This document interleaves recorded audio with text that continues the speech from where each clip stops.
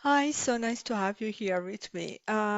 This is Feria, and today I have planned to give an insight into how to deal with a situation like this. I'm not going to give all the details possible because I still need to keep some tricks for myself so that I can somehow uh, surprise these creatures. So, anyways, but I'm going to come up with really what some essential points. Um, Something very important is you are your most important ally. Well, also the most vulnerable one. Um, you cannot count on people around you because when you start to figure out something is wrong, all or most of them are, the people you considered friends, colleagues, neighbors, and so on, um, have been already played by the gang. Only very intelligent ones may give you the benefit of doubt and approach you with a question, advice, or information. I hope each of us would have a large number of this last group. The same goes for the local authorities. They want to help, but because in most countries there is none or very limited protocol which describes the procedure for them in case of a criminal activity like the one we are discussing. Officers, they listen, they ask questions, and at the end, they ask for car's registration number and the brand, and also the description of the driver. You see, this protocol may work with other situations where one or two individuals are involved, uh, but definitely not in this, like in this one. Apart from that, try to to provide this information to police. Then they are going to check on that. And what if the person they find is an elderly who hasn't left home for weeks? Then practically you're risking to be sued for defamation. This means adding one problem to the existing problems, not resolving anything. And then there is another problem which law enforcement has also in different countries that their number is lower than necessary. So it makes it very difficult for them to do everything which is necessary to be done and have to prioritize the cases. And usually, I guess, they would prioritize the classic criminal activities. At least the whole procedure is quite clear for them. So, let's say now you see a person with bulky arms and tattoo, hoping is military and a good Samaritan, like the ones we see in action movies. Uh, if you approach that person, you will probably hear something like what I did. Not a military and not a Samaritan. I still have a good memory of that person. He was one of the people with a very good vibration. I classified him as undercover humanitarian, definitely. So the same goes with any other person you may think to approach. All these people belong to the same community and have been exposed to the same lies and gossips. Um, at the beginning, it's not easy to remind yourself, to remember, to remind yourself. Um, it is about a scam, mostly because uh, you do not have enough information to reorganize your thoughts, rethink context, analyze the situation. This is all such an unknown terrain and a very unpleasant one. It involves practically all the sections of your whole mental and physical being. This is why knowing what is happening is super important. I wish if anybody should ever be involved or experience something like this, hopefully not, um, to have a miracle worker like my friend is for me. It's important to have that. Um, another important point to remember is that the scam may influence the community for a while, but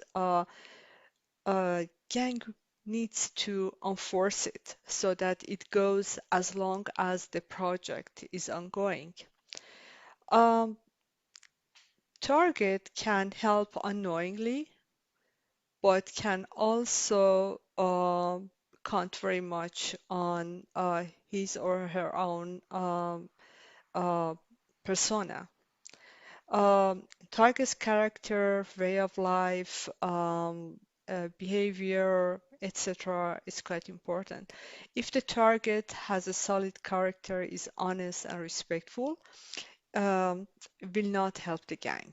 So gang has to come up with inventing ways to frame him or her, um, and to be able to feed the community with something new to keep everything alive.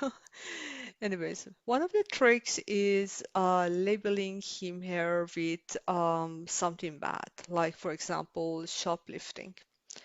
Um, it could not be done in my case because since I knew about the activity, I started to ask for receipts, which I never asked before because of the environmental issues. Never unzip a bag while in a shop uh, to avoid any person to drop anything in your bag without your knowledge. And also, don't wear hoodies. And if you wear hoodies, just pull the strings very close to your neck so that there is no space to drop anything in it. Because in that case, you would go to pay, you pay for the items you think you have bought, but then when exiting the shop, the alarm it triggers the alarm, and then where it is, it's in your hoodie. Well, um, this might all sound a little bit too precautious, but I think it serves better than contrary. So, recently something happened to me. I was in a supermarket. When I was leaving it, the alarm went off. But not for me, but not for the other people who exited after me. I was irritated. I went back into the shop, left one of my bags with the cashier, and the pass-by alarm carrying the other one. The alarm did not go off. So it was clear it was not about that bag, so the other one. I asked an employee of the supermarket to help me check every single item in that bag. We did, and when I passed by the alarm, it did uh, go off again.